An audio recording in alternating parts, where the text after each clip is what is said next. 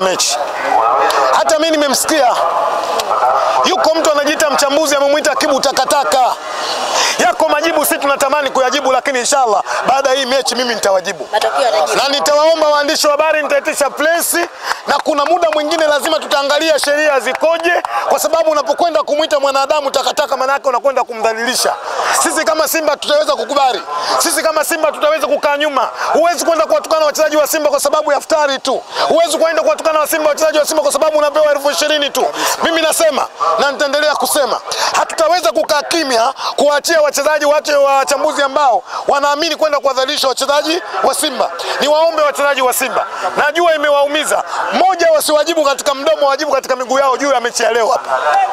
Sisi ndo tutajibu kwa mdomo. Sisi ndo tutaenda kusema. Sisi tuko kwa ajili ya kuwatetea wao, na wao lazima waishi kwa ajili ya kutetea sisi. Sisi kututetea maana yake wao kwenda kufanya vizuri katika uwanja, na sisi kuwatetea wao kuongea kama hivi na waandishi wa habari kuwajibia kile ambacho watu walichodharau. Wachezaji wa Simba kwanza leo, akina Mohamed Hussein Shabalala wamedhalilishwa, akina Shomari wa Kapombe wameitwa wazee kwenye nchi, na hawa vishatamtaa, hawa wasemanire. Kuna watu wanaitumia Simba moja kipato katika maisha yao ili waweze kuishi. Hatujakataza, lakini sio kwenda kuwadhalilisha wachezaji wetu. Kwamba futari ndio zinafanya kwamba futari na hizo 20,000 unazozungumza zinafanya kutoka kwenye maadili yao. Wewe uone kwamba anatoka kwenye maadili? Leo kumuita mchezaji takataka sio jambo jema, unajua? Jua nafasi yako, jua mipaka yako. Maana yake wewe kama hujitambui, sisi lazima tukuonyeshe kwamba wewe hujitambui. Tutajibu, tutazungumza, tupeni muda tumalize jambo letu. Lakini pia inawezekana hawa wanatumwa kabisa. Ili mindset za Simba ziondoke kwenye mchezo, tuwajibu wao. Kwanza tutadili na Stellenbosch, tukimalizana na Stellenbosch tutadili nao. Mechi mnayo. Sawa, tunatamba nao. Mechi mnayo. Kwani wao wamo? Tuko New Amaan Complex, moja katika viwanja bora sasa hivi Afrika Mashariki. New Amaan Complex. Mimi niko hapa na siku karibuni ya pili.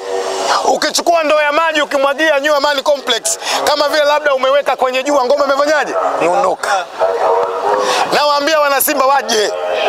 Na nipongeze sana serikali ya Mapinduzi ya Zanzibar. Wamefanya jambo kubwa.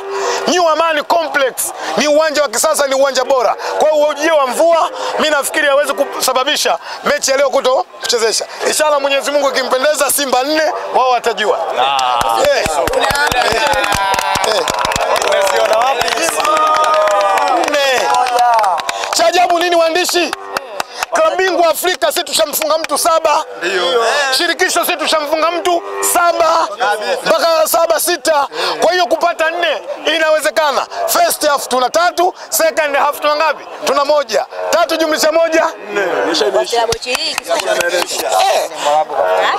yes. Wapi? Kaka, hii Simba hawa ndio wakilishi pekee katika mashindano ya kimataifa kwenye nchi 9 Afrika Mashariki na Kati. Hatukufika hapo kwa bahati mbaya. Nasikia wamebaki kuwapiga Chabot. Wakiona Boto wanauliza nani wale? Nakuta Simba Sports King Finance. Nasikia wanapiga Chabot sasa hivi. Wataendelea kupiga Chabot sana. Wakati sahihi ni wakati huu. Ndugu yangu Kasuga, nne zako tusikalili kabisa. Yes. Na ikisha waandishi wa habari